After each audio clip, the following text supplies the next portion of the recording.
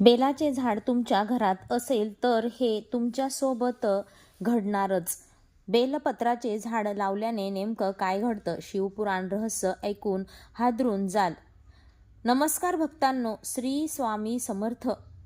भक्तांनो, बेलाचे झाड जर तुमच्या पण घरामध्ये किंवा घराच्या अंगणात असेल तर हा व्हिडिओ शेवटपर्यंत नक्की बघा, कारण अर्धे अधुरे ज्ञान ही नेहमी घातक असते.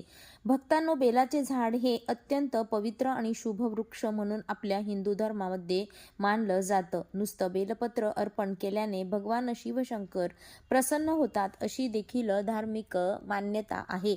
महादेवांना बेलपत्र प्रिय का आहे? भक्तांनो, बेलपत्राच्या झाडाशी विषयीची संपूर्ण माहिती आजच्या व्हिडिओमध्ये आपण जाणून घेणार आहोत. भक्तांनो, आपल्या महाराष्ट्रातील अनेक जुन्या घरांच्या अंगणात तुम्ही बेलाचे झाड पाहिलं असेल, पण तुम्ही कधी विचार केला आहे का? आपल्या पूर्वजांनी घरात आंबा, कडुलिंब किंवा इतर झाडांसोबत बेलाचे झाडही आवर्जून का लावलं असेल? यामागे नेमकं कोणतं रहस्य दडलेलं आहे? असं म्हणतात की ज्या घरामध्ये बेलाचं झाड असतं त्या घरावर भगवान महादेवांची विशेष कृपा राहते. पण ही फक्त श्रद्धा आहे का, की यामागे पुराणामध्ये काही वेगळंच सांगितलं आहे आणि अनेक लोकांना कळतच न कळत बेलाच्या झाडाची संबंधित अशा काही चुका घडतात ज्यामुळे त्यांना पुण्याऐवजी त्याचं फळ मिळत नाही, अशी ही धार्मिक मान्यता. म्हणूनच आजच्या या व्हिडिओमध्ये आपण बेलाच्या झाडाविषयी अशा काही महत्त्वाच्या गोष्टी जाणून घेणार आहोत ज्या कदाचित तुम्ही आजपर्यंत कधीच ऐकल्या नसतील. घरात बेलाचं झाड असेल तर धार्मिक मान्यतेनुसार कोणते शुभ संकेत मानले जातात, ते कोणत्या ठिकाणी लावलं, त्याची पूजा कशी करावी, कोणत्या चुका टाळाव्यात आणि शेवटी मी तुम्हाला अशी एक गोष्ट सांगणार आहे जी प्रत्येक शिवभक्ताने आयुष्यात एकदा तरी नक्की जाणून घ्यायला हवी. त्यामुळे हा व्हिडिओ शेवटपर्यंत नक्की पहा आणि चला सुरुवात करूया. 1. बेलाच्या झाडाची पौराणिक उत्पत्ती आणि महत्त्व. मित्रांनो, कोणतंही झाड विनाकारण पवित्र मानलं जात नाही. आपल्या हिंदू धर्मामध्ये प्रत्येक पवित्र वृक्षांमागे एखादी धार्मिक परंपरा, एखादी कथा किंवा एखादं आध्यात्मिक महत्त्व सांगितलेलं आहे. त्याला अपवाद. बेलाचं झाडही त्याला अपवाद नाही. बेलाच्या झाडाचा उल्लेख अनेक प्राचीन ग्रंथांमध्ये, अनेक पुराणांमध्ये आढळतो. भगवान शिवांना अर्पण केल्या जाणाऱ्या सर्व वस्तूंमध्ये बेलपत्राला अत्यंत महत्त्वाचं स्थान दिलं गेलं आहे. म्हणूनच हजारो वर्षापासून शिवभक्त श्रद्धेने शिवलिंगावर बेलपत्र अर्पण करत आले आहेत. आता तुम्ही म्हणाल, महादेवांना बेलपत्र इतकं प्रिय का? दुसरं कोणतं पान नाही का? यामागे एक सुंदर धार्मिक मान्यता सांगितली जाते. असं मानलं जातं की बेलपत्राच्या 3 पानांमध्ये भगवान शिवांचे 3 नेत्र, तसेच सृष्टीचे निर्माणकर्ता ब्रह्मा, पालनकर्ता विष्णू आणि संहारकर्ता महेश यांचं प्रतिकात्मक स्वरूप पाहिलं जातं. काही ठिकाणी ही 3 पानं सत्व, रज आणि तम या 3 गुणांना प्रतीक मानलं जातं. त्यामुळे फक्त जेव्हा श्रद्धेने एक बेलपत्र शिवलिंगावर अर्पण करतो तेव्हा तो एक केवळ पान नाही नसतो, तर आपल्या भक्तीचा, नम्रतेचा आणि समर्पणाचा भाव भगवान शंकराच्या चरणी अर्पण करत असतो. भक्तांना आणखीन एक लक्षात घ्या, आपल्या पूर्वजांनी घराजवळ बेलाचं झाड लावण्याची परंपरा फक्त धार्मिक कारणासाठीच नव्हती, तर ते झाड दीर्घकाळ जगणारं, सावली देणारं आणि औषधी गुणांनी समृद्ध असल्यामुळे त्याला विशेष स्थान मिळालं. म्हणूनच आजही अनेक शिवमंदिरांच्या परिसरात बेलाचे झाड वृक्ष आवर्जून लावलेलं दिसतं आणि अनेक शिवभक्त आपल्या घरात बेलाचं झाड असणं हे मोठं भाग्य मानतात. पण भक्तांनो, फक्त बेलाचं झाड घरात असणं पुरेसं नाही का, की त्यासोबत काही नियम, काही आचार आणि काही महत्त्वाच्या गोष्टी पाळाव्या लागतात? याचं उत्तर पुढच्या भागात आपण जाणून घेणार आहोत. 2. बेल वृक्षाची पौराणिक उत्पत्ती. एखादं झाड आपल्या धर्मात इतकं पवित्र का मानलं जातं, यामागे नक्कीच काहीतरी कारण असतं. आपल्या सनातन परंपरेत प्रत्येक पवित्र वृक्षामागे एखादी धार्मिक कथा, एखादी श्रद्धा, एक सुंदर संदेश दडलेला आहे. बेलवृक्षाचंही अगदी तसंच आहे. बेलवृक्षाच्या उत्पत्तीबद्दल अनेक लोकपरंपरा आणि धार्मिक कथा प्रचलित आहेत. त्यापैकी स्कंद पुराणात सांगितलेली एक सुंदर कथा आजही अनेक शिवभक्त मोठ्या श्रद्धेने सांगतात. असं सांगितलं जातं की एकदा माता पार्वती कैलास पर्वतावर विहार करत होत्या. बराच वेळ क्रीडा केल्यानंतर त्यांच्या कपाळावर घामाचे काही थेंब आले. ज्यांनी सहजपणे तो घाम पुसला आणि त्यातील एक थेंब पृथ्वीवर पडला. धार्मिक मान्यतेनुसार ज्या ठिकाणी तो पवित्र थेंब पडला त्याच ठिकाणी पहिल्यांदाच विल्व म्हणजेच बेलपत्र वृक्षाची उत्पत्ती झाली.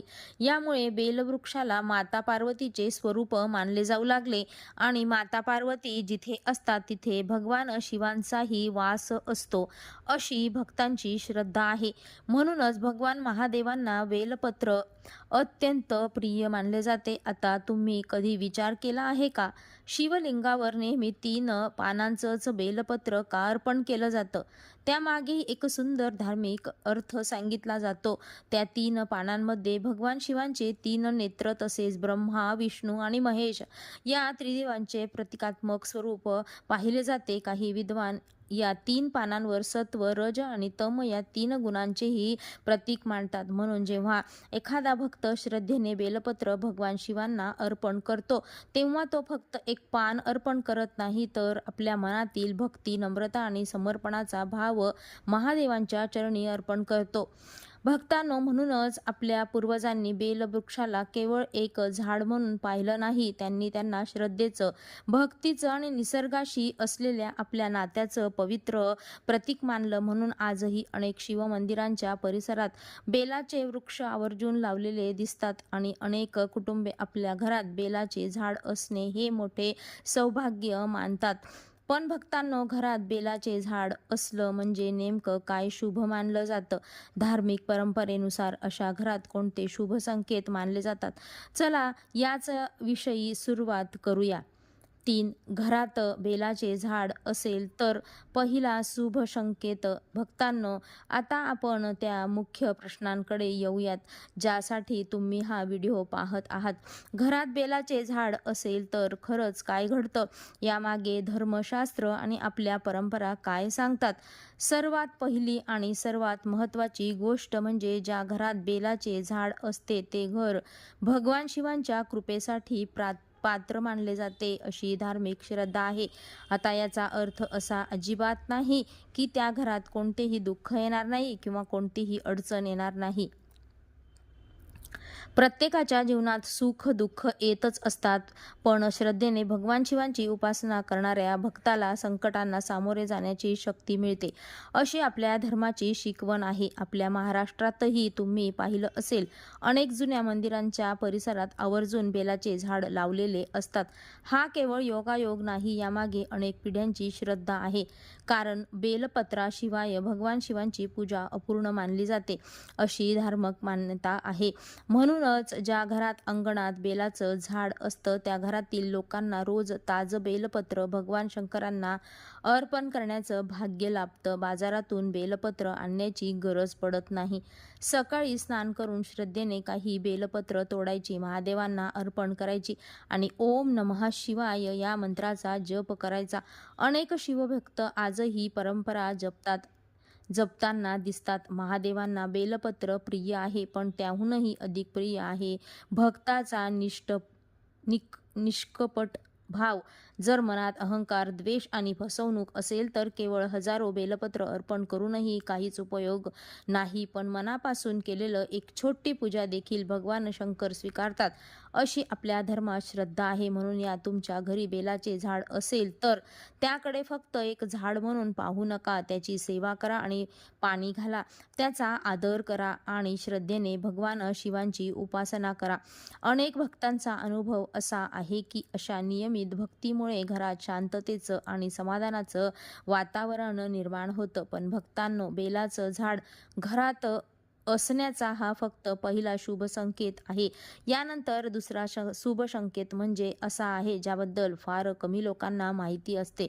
अनेकांना वाटतं की बेलाचं झाड फक्त पूजेसाठी उपयोगाचं आहे, पण आपल्या परंपरेनुसार त्याचा आणखीन एक अत्यंत महत्त्वाचा आध्यात्मिक स्थान सांगितलं गेलं आहे. ते नेमकं काय आहे? चला पुढच्या भागात जाणून घेऊया. 4. दुसरा शुभ संकेत, घरातील वातावरण सात्विक आणि भक्तिमय राहते अशी धार्मिक मान्यता आहे. भक्तांनो, घरात बेलाचे झाड असण्याचा दुसरा शुभ संकेत म्हणजे अशा घरातील धर्मातिक वातावरणात अधिक सात्विकता आणि भक्तिमय राहते आणि आपल्या परंपरेतील श्रद्धा आहे. आता तुम्ही म्हणाल, एका झाडामुळे घरातील वातावरण कसं बदलू शकतं? हा प्रश्न पडणं अगदी स्वाभाविक आहे. भक्तांनो, इथे फक्त झाडाचा विषय नाही, विषय आहे त्या झाडाशी जोडलेला श्रद्धेचा.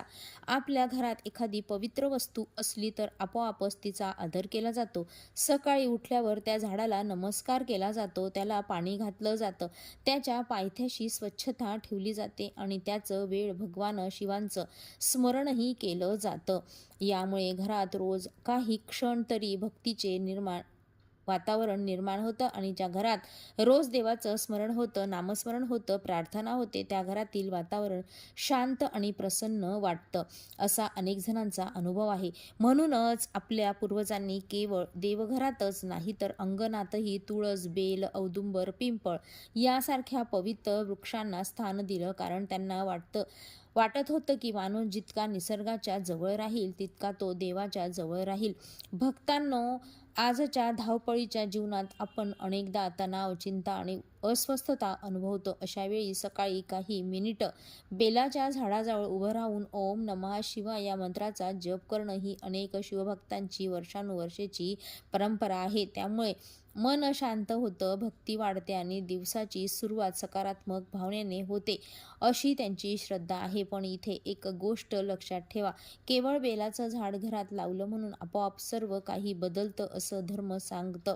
त्या झाडाचा आदर, त्याची सेवा, नियमित पूजा आणि मनापासून केलेलं नामस्मरण यालाच आपल्या परंपरेत महत्त्व दिलं गेलं आहे. श्रद्धा आणि सत्कर्म याची जोड असेल तर त्याचं खऱ्या अर्थाने आध्यात्मिक महत्त्व अनुभवत येते. भक्तांनो, बेलाच्या झाडाचा तिसरा अनुभव शुभ संकेत तर याहूनही सुंदर आहे. अनेकांच्या याची कल्पनाही नसते, कारण हा संकेत थेट भगवान शिवांच्या पूजेशी आणि भक्तांच्या पुण्याशी जोडलेला मानला जातो. चला पुढच्या भागात तो सविस्तर जाणून घेऊया. 5. तिसरा शुभ संकेत, रोज भगवान शिवांना ताजे बेलपत्र अर्पण करण्याचे भाग्य. भक्तांनो, घरात बेलाचे झाड असल्याचा तिसरा आणि अत्यंत महत्त्वाचा शुभ संकेत म्हणजे त्या घरातील लोकांना रोज भगवान महादेवांना ताजे बेलपत्र अर्पण करण्याचं भाग्य लाभतं, अशी धार्मिक मान्यता आहे. आता तुम्ही म्हणाल, बेलपत्र अर्पण करणं इतकं महत्त्वाचं का मानलं जातं? आपल्या धर्मग्रंथांमध्ये भगवान शिवांच्या पूजेमध्ये बेलपत्राला अत्यंत स्थान दिलं जातं. अनेक भक्त दूध, पाणी, मध, दही, तूप याचा अभिषेक करतात, पण या सर्वांसोबत श्रद्धेने अर्पण केलेलं बेलपत्र ही शिवभक्तिपूजेतील एक महत्त्वाचं आहे. यामुळे अनेक शिवभक्त श्रावण महिना सुरू होण्यापूर्वीच बेलपत्रांची व्यवस्था करतात. काही जण बाजारातून आणतात तर काहींना मंदिरात मिळतात.